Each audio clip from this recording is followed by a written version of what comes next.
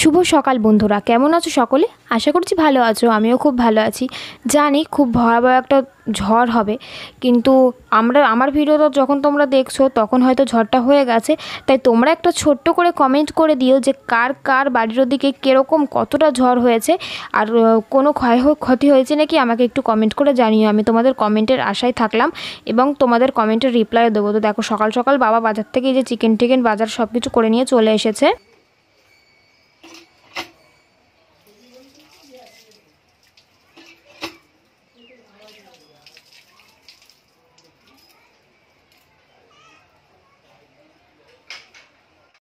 তো আজকে তো আমাদের এখানে ঝড় বৃষ্টি হওয়ার কথা, এবার দেখা যাক আজকে ঝড় বৃষ্টি হয় নাকি। প্রচুর পরিমাণে আজকে ঝড় বৃষ্টি হওয়ার কথা। তো ঝড়ের নাম হচ্ছে ঘূর্ণিঝড় রেমাল। তো মানে আমাদের এখানে খুবই হওয়ার কথা বিকালের দিকে। দেখা যাক আজকে হয় নাকি। মনে হয় হবে, কারণ খবরে সব জায়গাতেই দেখাচ্ছে যে শান্তিপুরে প্রভাব পড়বে। এবার দেখা যাক কী হয়। সকাল থেকেই মেঘলা ওয়েদার, প্লাস ভীষণ হাওয়াও দিচ্ছে। বৃষ্টি এখনও শুরু হয়নি, কিন্তু মেঘলা হয়ে রয়েছে আকাশটা। চলো, এখনও সকালে খাওয়া দাওয়া হয়নি, রান্না হয়ে গেছে। তো এই দেখো কত হাওয়া দিচ্ছে, দেখো আকাশটা তো মেঘলা হয়ে রয়েছে, প্লাস কত হাওয়া দিচ্ছে।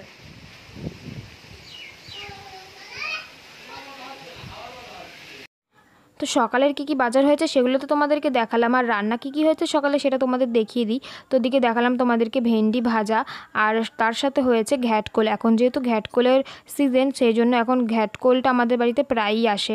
আর ঘ্যাটকোলের ডাঁটাটা একটুখানি ভাজা হয়েছে, তার সাথে ছিল ডিমের পোচ। এখানে ঝড় বৃষ্টি হলে তো কারেন্ট একবার গেলে আর সারাদিন কারেন্ট আসে না। সেই জন্য কি করেছি, ফোনে তো চার্জ দিয়ে নিয়েছি, প্লাস এদিকে আমি টর্চটাও চার্জে বসিয়ে দিয়েছি।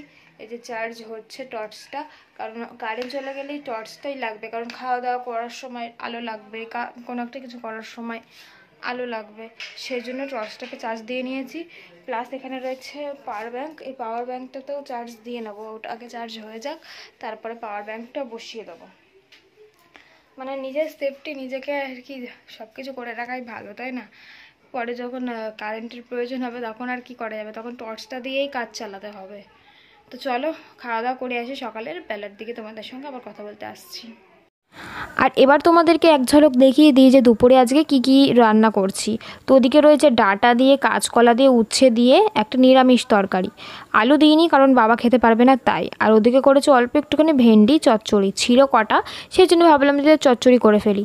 আর আমাদের জন্য করছি চিকেন, আর বাড়ির সবাই যেহেতু চিকেন খায় না, তাই তাদের জন্য এই তরকারিগুলো এক্সট্রাভাবে করা হচ্ছে। আমাদের বাড়িতে চিকেন হলে কিন্তু অন্য তরকারি করতেই হবে, আর চিকেন হলে আমি স্যালাড তো খাই, আর আমাদের বাড়ির সবাই খায় চিকেনের সাথে স্যালাড। সেই জন্য আমি শসাটা একটু কেটে নিয়েছি।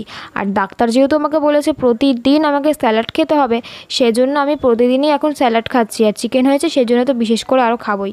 তারপরে এদিকে তোমাদের দাদাভাই দোকান থেকে আসার সময় আম নিয়ে এসেছিলো কটা, তো সেই আমটাই আর কি মা কাটছিল। আমি তখন রান্না করছিলাম, তো সেই জন্য আর কাটতে পারলাম না, তাই মাই ওদিকে কাটলো আমটা। তারপরে আমরা সবাই আমঠাম খেলাম, তারপরে দুপুরের খাওয়া দাওয়া করে একটু শুয়েছিলাম। তারপরে বিকেলবেলা তোমাদের দাদাভাই বললো ফুচকা খাবো, তারপরে আর কি যেই বলা সেই কাজ। তো এদিকে ফুচকা টুচকা নিয়ে আমরা খেতে বসে পড়েছি। তো এই যে দেখতে পাচ্ছ বাইরে একদম মেঘলা ওয়েদার, আর তার সাথে এইদিকে হয়েছে গরম গরম আলুর পরোটা। মানে আলুর পরোটা খেতে কিন্তু বেশ ভালোই লাগে, তার মধ্যে আবার যদি এরকম বৃষ্টির সিজন হয়, মানে সিজন বলছি, বৃষ্টি হয়।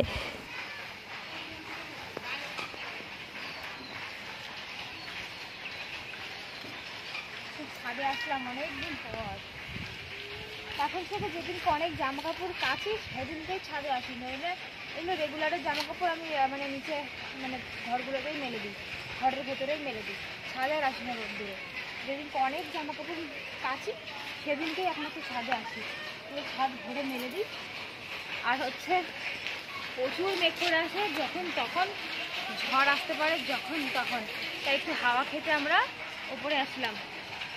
আর আমাদের এখানে তো তাঁতের শব্দ, ওপরে এসে যে একটু কথা বলবো সেটাও আমার কথা তোমরা ভালোভাবে শুনতে পারি না, কারণ ওইখানে সমস্ত বাড়িগুলোতে পারলুম চলছে, মানে এত পরিমাণে আওয়াজ আসছে আমাদের ছাদে, কি বলবো আর, একটু কথা বলেও শান্তি নেই।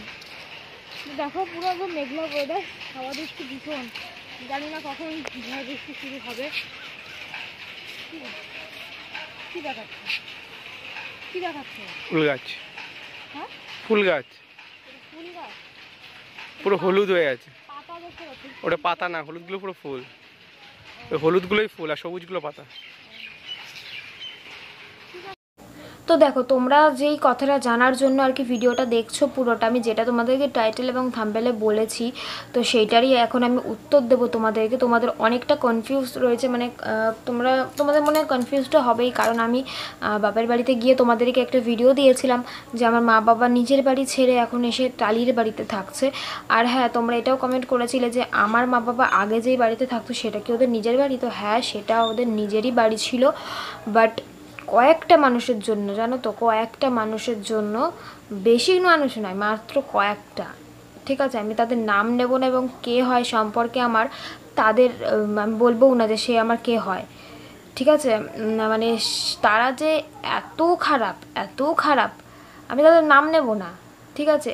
আমার ফ্যামিলিরই লোক, আমি তাদের নাম নেব না। তাদের জন্য আজকে আমার মা বাবাকে বাড়ি থেকে বেরিয়ে আসতে হয়েছে, ওদের অত্যাচারে।